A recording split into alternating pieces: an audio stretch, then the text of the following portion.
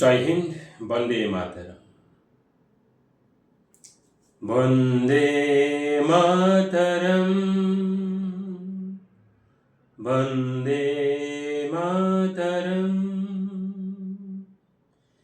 নমস্কাৰ।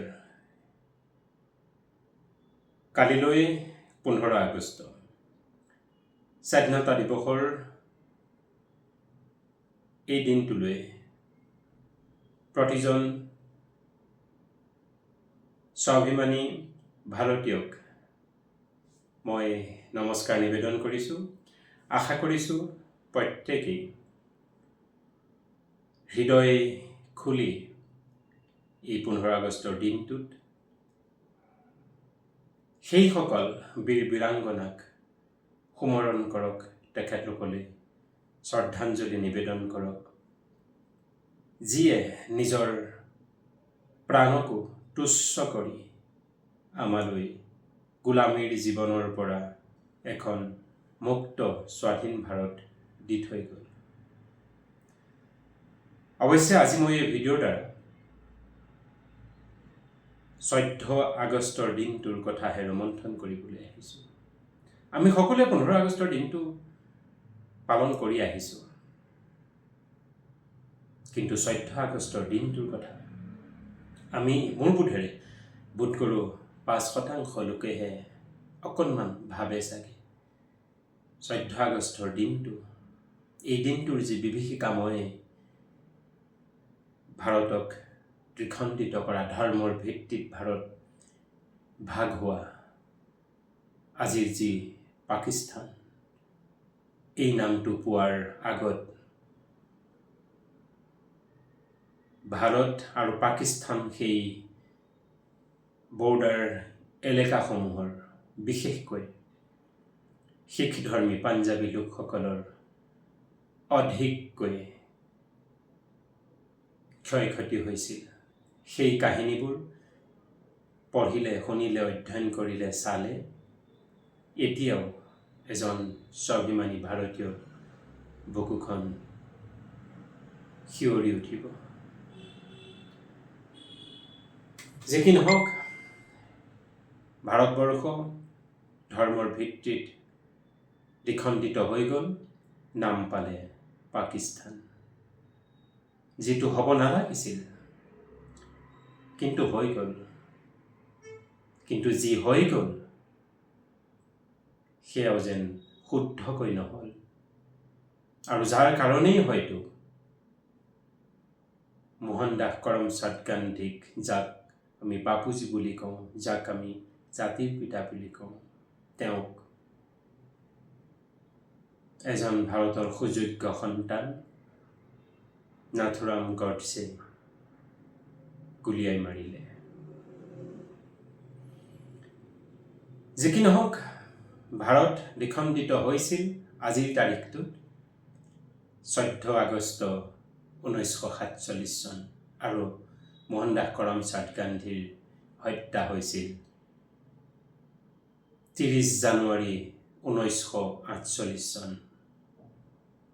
যিজন ব্যক্তিৰ জীৱিত কালত ভাৰতবৰ্ষ দ্বিখণ্ডিত হৈ গ'ল, তেওঁ জীয়াই থকাহেঁতেন এই ভাৰতবৰ্ষখনক আৰু কি চাঙত তুলি তলত ধোঁৱা দিলেহেঁতেন। কথাষাৰ অকণমান লক্ষ্য কৰকচোন। যিটো হ'ব নালাগিছিল, ভাৰত দ্বিখণ্ডিত হ'ব নালাগিছিল, কিন্তু হৈ গ'ল বহু তেজৰ নদী বলে। ইমানখিনি হোৱাৰ পিছতো যেন এই দ্বিখণ্ডিতটো শুদ্ধতাৰে নহ'ল, পৰিষ্কাৰকৈ নহ'ল, এইটো কথা আমি প্ৰতিজন সনাতনী ভাৰতীয় আজি উপলব্ধি কৰিছোঁ। যদিও আজি ভাৰতৰ 40%, 40 কোটি মুছলমানৰ ভিতৰত 5 কোটি ভাল মুছলমান আছে, যাৰ অন্তৰে কোনো দ্বেষ, কোনো কটু মন ৰখা নাই, কিন্তু 35 কোটি মুছলমানে কিন্তু পাকিস্তানৰ বিবেক বুদ্ধিৰ তেখেতলোক জীয়াই আছে। গতিকেই কৈছোঁ, হ'ব নালাগিছিল, কিন্তু যি হ'ল সেয়া শুদ্ধভাৱে নহ'ল। আৰু সেয়ে মই ক'ব খুজিছোঁ, মই সনাতনী, মই ভাৰতীয় হিচাপে, যি হ'ব নালাগিছিল, যি হ'ল সেয়া ভাল নহ'ল। গতিকেই আজি আমি ঘৰ শত্ৰু বিভীষণ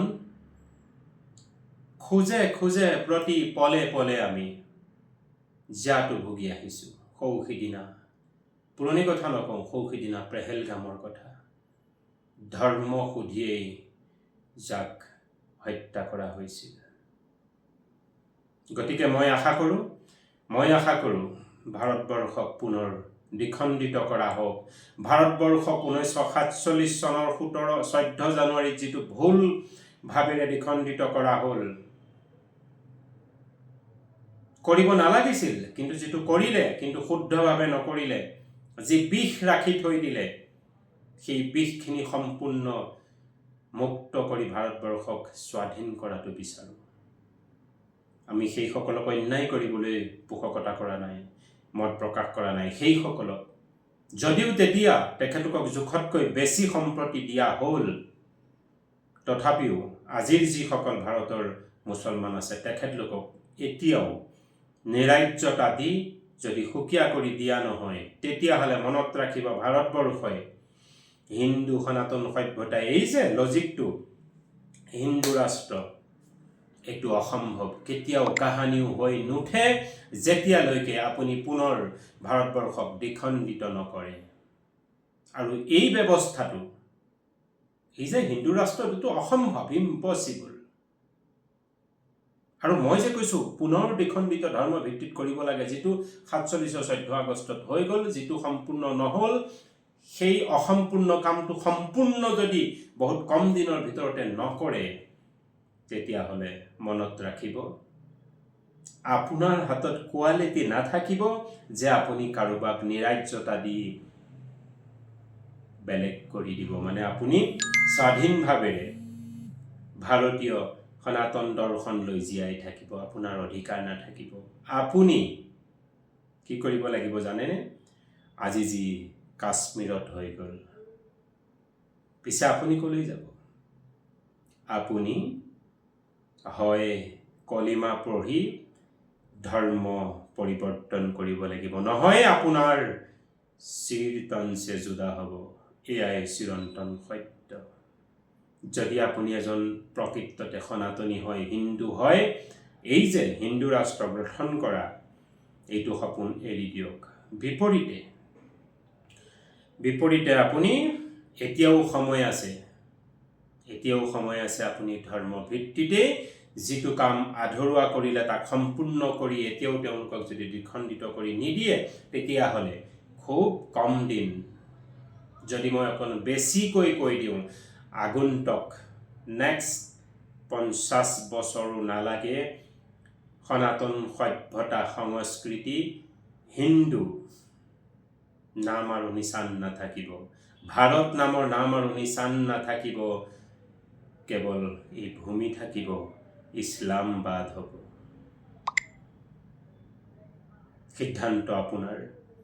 মই এজন ভাৰতীয় হিচাপে মই যি অতীত ৰোমন্থন কৰিলোঁ, নিজক বিশ্লেষণ কৰিছোঁ, আৰু ভৱিষ্যত কি হ'ব সেয়া মোৰ মন মগজুৱে কৈছে আৰু মই তাক প্ৰকাশ কৰিছোঁ। এয়া মোৰ অধিকাৰ আছে, বিচাৰ বিবেচনা আপুনি কৰক।